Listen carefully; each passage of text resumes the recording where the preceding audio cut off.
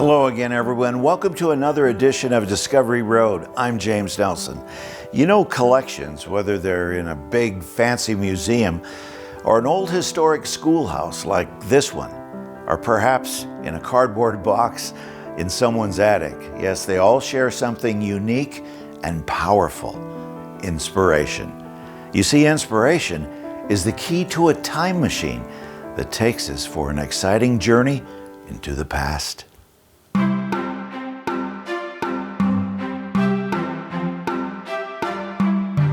The scientists tell us that herders, foragers, and nomads, the primitive hunter-gatherers, were collectors of plants and wildlife, the necessities they had to be in order to survive.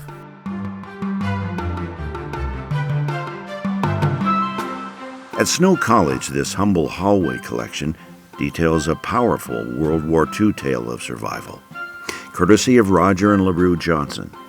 Footlockers, beautiful butterfly trays, medals, pins, and Western Union telegrams announcing Roger's plane was down. He'd gone missing. Imagine the parents receiving the ominous words before he was found alive. Bullets, a compass, and those telegrams, real keepsakes. Names are on here.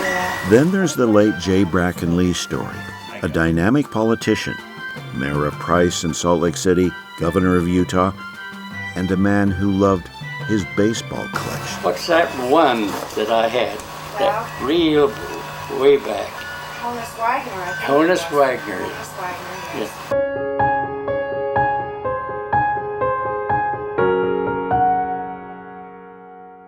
B. Ashworth's in Provo, Utah, is a masterpiece collection, a cavern of wall-to-wall prized possessions.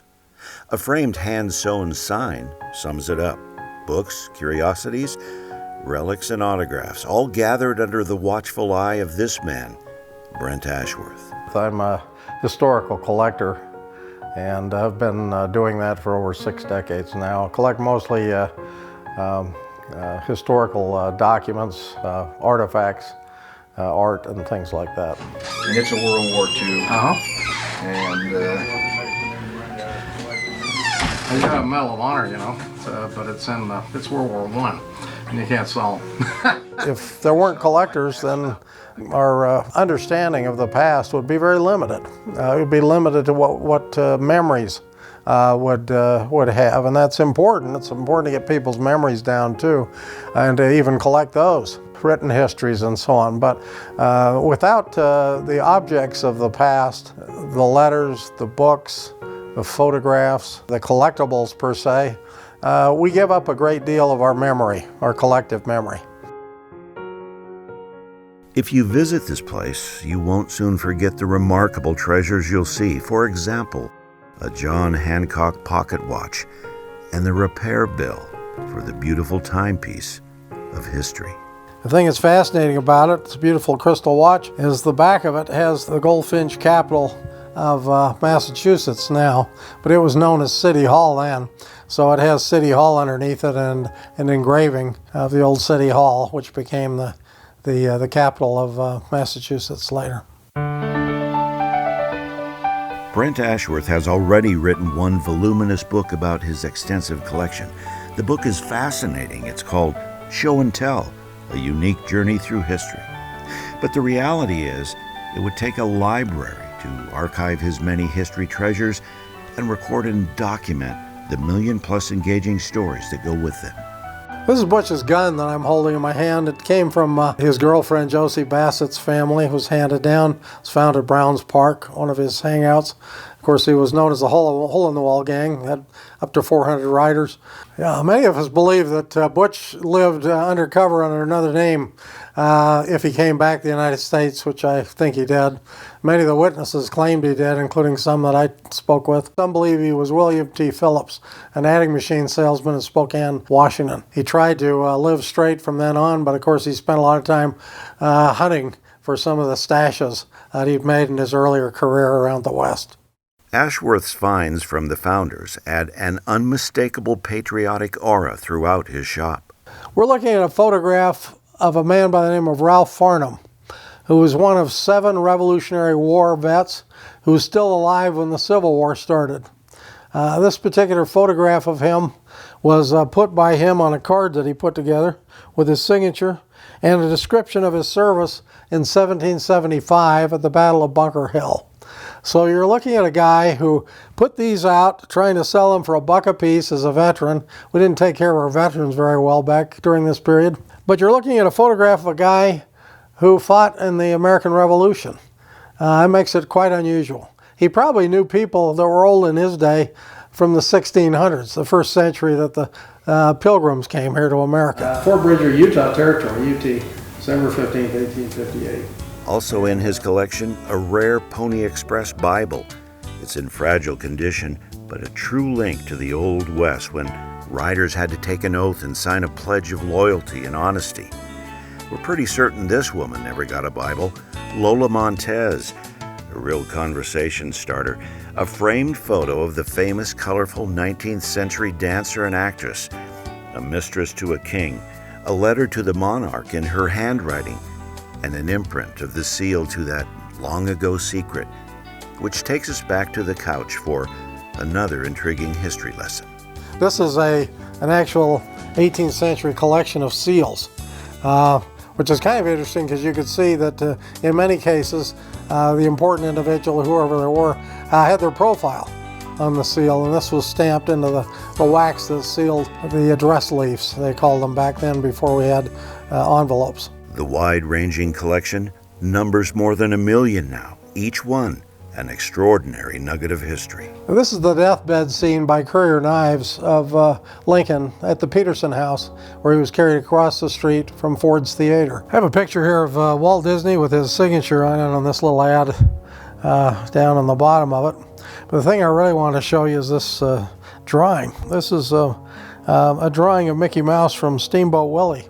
This is a very rare letter written out by Public Enemy number 1, John Dillinger. And the history of the 19th Corps in World War II, and there's the patch that they need. I think the chief reason of my motivation has been to gain knowledge because I've learned about so many fascinating aspects and people and events firsthand that history is not boring to me like it is taught sometimes in school nowadays. I'm really excited to find something new and something interesting that allows me to tell a different story, a unique perspective from our history and heritage.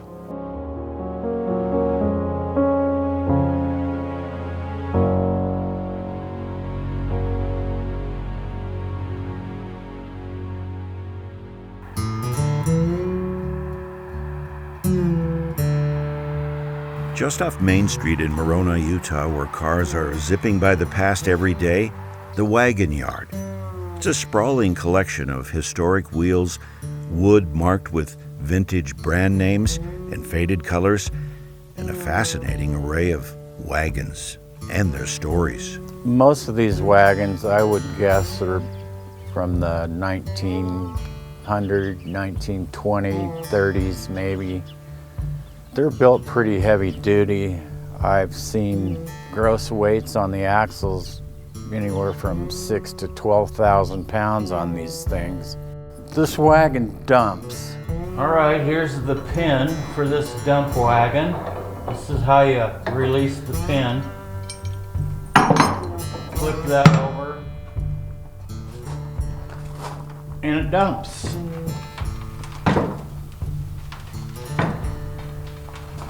And all this wood right here is solid oak. I don't think that's gonna break ever. That is hard wood. It's great. That will haul some weight. Then you put your pin back in so you don't lose your load. It's a really rare type wagon, really hard to find. Martin has been looking for historic wagons for more than 36 years, hauling in close to 500 wagons in his collection. Wagons used to haul grain, bales of hay, wool, freight, whatever the farm or ranch needed, including milk. We do have the milk wagon, and back in the day, you could put 6 or 8, 10 milk cans in the back of this thing, and deliver it. That's just the way they used to do it. Now we just go to 7-Eleven or whatever, and it's a little easier now. About 7 years ago, his daughter started helping him find the wagons using social media and going on the trips to fetch the finds and help bring them home. To see my dad, how much he's grown throughout the years and understanding everything that he's been doing, and I've actually fallen in love with it myself. There's been a lot of people that have come on over here, and it's been great because then you get to hear their history and what they know, and you get to meet new, fun people. We went to Iowa to get these wagons from a guy named J.D. His father had all these wagons and used them on the farm. You know, they used it for corn and grain. J.D., the guy I got these from, he was such a nice guy. Him and his whole family helped us load, take them apart, load them, and it was a great experience. Really nice people out there. It's not just the wagons that Martin collects. Inside this small work shed beyond the rusty saw plate, another history collection. These saws here, they've all come from Maine, and I got them from a collector in Arizona, and there probably is about 160, 170, and most of these are from Maine though, from a long ways away. That big tank wagon, I believe it was a construction wagon for the roads back in the 30s, 40s, 50s maybe, and it's probably the biggest one I've ever had. This guy right here is the big boy.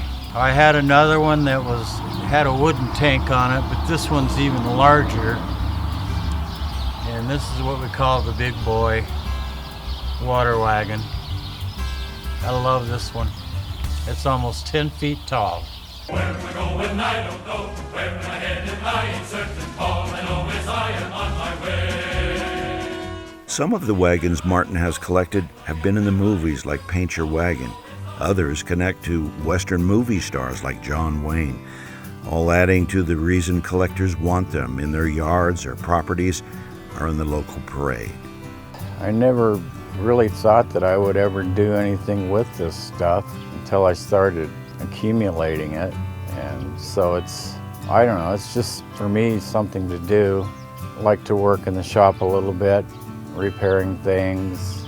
I don't know, it's a lot of fun.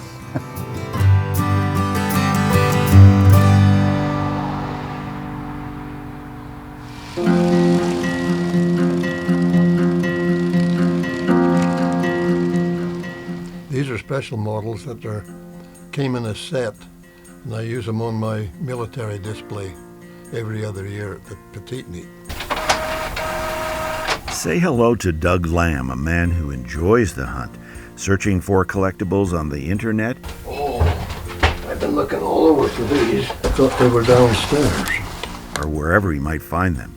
And yes, planes, trains, and automobiles among his favorites. This is a collection of model airplanes and military stuff that I show on my display for military every other year at Petite Meet. This is the famous B-17 Flying Fortress. Saved Europe. These were never used very much in the Pacific. They were used mostly in Europe. How did you collect them, Doug?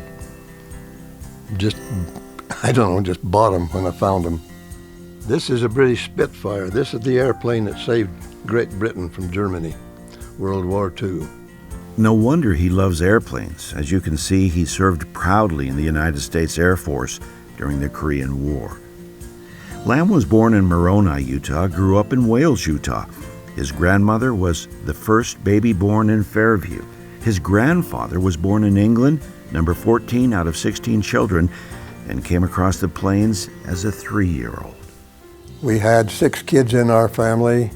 2 of them died as infants, and I was the oldest. And I grew up working with Dad sheared sheep and ran a thrashing machine, and we boys grew up doing that work. We learned to I grew up working with hard-working, rough-living men. People of high character, but they still lived a hard life. Some of them did so.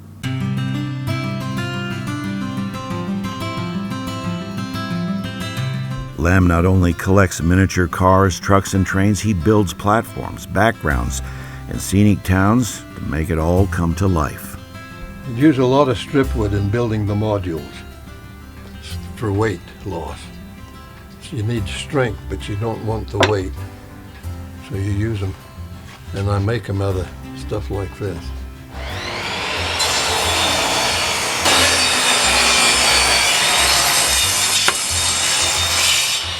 Lamb taught school for decades, worked as a heavy equipment operator, even ran a payroll tax service. But it's up these old creaky stairs where the hobbies begin to come to life. Well, they're mostly just completed modules. You connect them all together in sections, and this includes backdrops, the track, the scenery, and hopefully there will be more buildings on it and things like this. This is a wooden model of an old-time hopper car. It's all little tiny pieces of wood.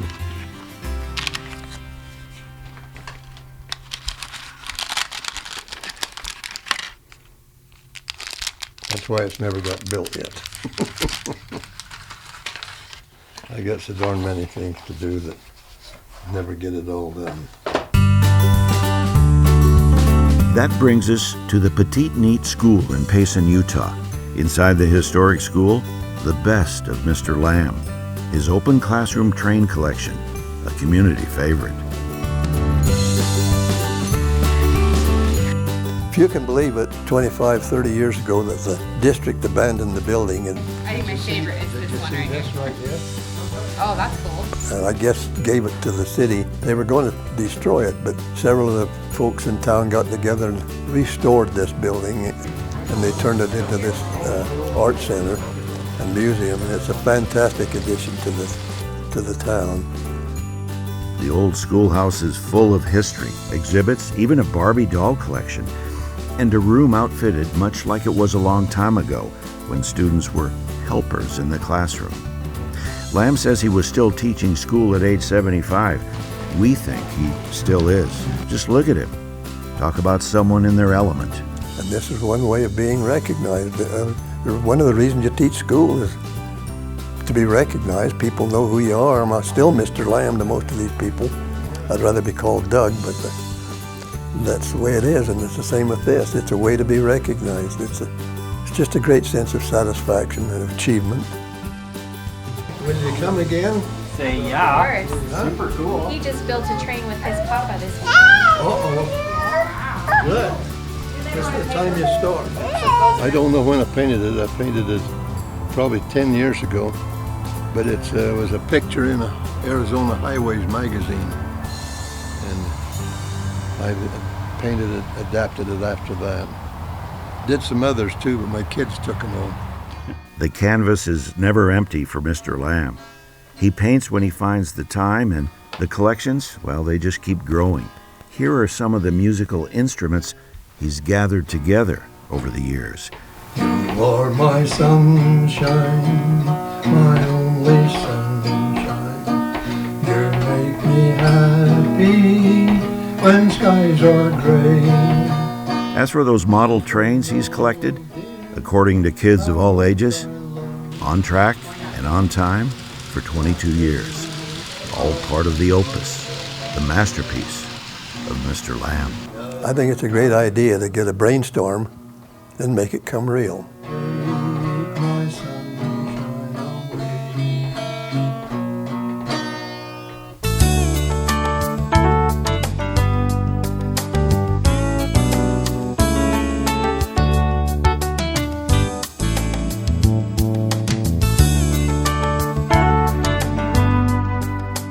museums are so critical to providing that educational opportunity for kids, and we'd love to see more schools interact with their community museums.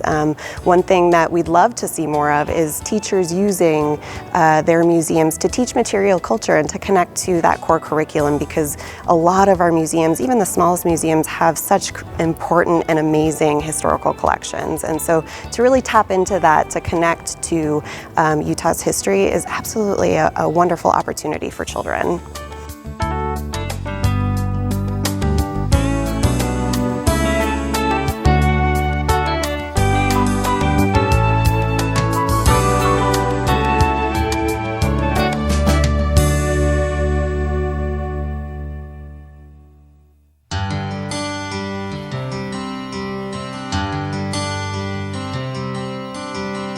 We found this farmhouse-style backyard in southern Utah loaded with interesting collectibles. A windmill collection, a cowbell collection. How about these artistic silver kettles or pots? And then there's a fence wall draped with rusty gadgets and gizmos. And then we met the man who put it all together. I collect all kinds of stuff, especially if it's old and rusty. I just always liked rusty stuff. I grew up in Wyoming, and there was a couple old mines and where we gathered up a lot of rusty things, and I've just collected them and had them hanging around, and just kind of an interest point. Kimball Gardner also appreciates history while he's gathering those rusty, worn-out pieces of the past. And he'll even demonstrate how some of those old things worked. This particular milk stool, I would dare say, is probably 80 to 100 years old. And my grandmother used it, and this is the way she'd practice nailing it together. But anyway, the milk stool would sit up like this. You would sit your butt on this and go to milking cows. Grab your milk stool and away you'd go, and bring it back and away you'd go again.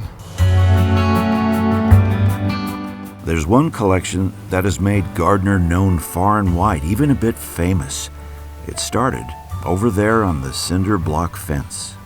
These are some of the Wyoming plates that we first started out with, and then we went to Florida, Utah, and handicapped Utah. This is the most desired plate in the country right here, this one in Wyoming with a bucking horse on it. The license plate collection is now a roadside attraction. Plates from Pennsylvania, Maine, California, Texas, all 50 states are on the 80-foot tall license plate pole. Thousands of them. I've got several plates out there on the pole right now that they came off 58 Chevys, they came off 52 Fords, they came off all different sizes. People that have passed away and they wanted like their name on the plate, and we put that up on top of the pole. We've just had some interesting people from all over the country. This license plate belonged to Gardner's father, Low Gardner. His mother's old automobile plate, way up there, near the top of the pole. Utah is one of the most famous in the country with the National Arch. That's probably the most license plate that people steal when they're here as tourism. They'll steal the plates because they've never seen anything like that. And especially up in Zion National Park, there's a lot of people that come out and get in their car and the license plate's gone.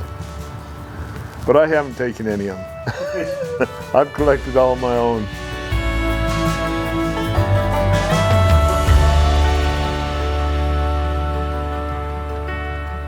What an incredible array of collections up and down the historic corridor and beyond. An eclectic signature, sort of who we are.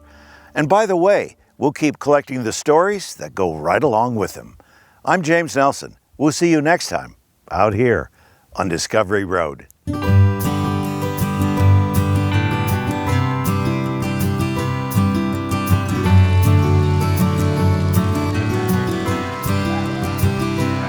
In the early days of autograph collecting, they would clip the signatures out of the letters and documents. Destroyed a lot of valuable documents doing that. It's hard to find an example now of this.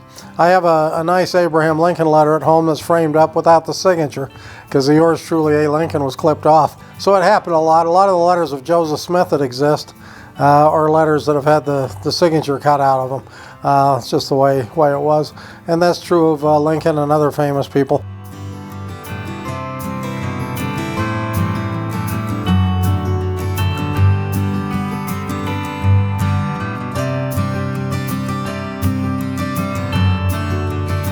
She was the civil engineer that engineered this line to Salt Lake.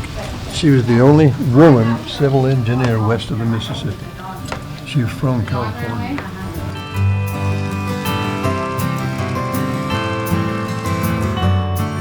I've got, I don't know how many different kinds of, everything from a cant hook to a washing machine wringer.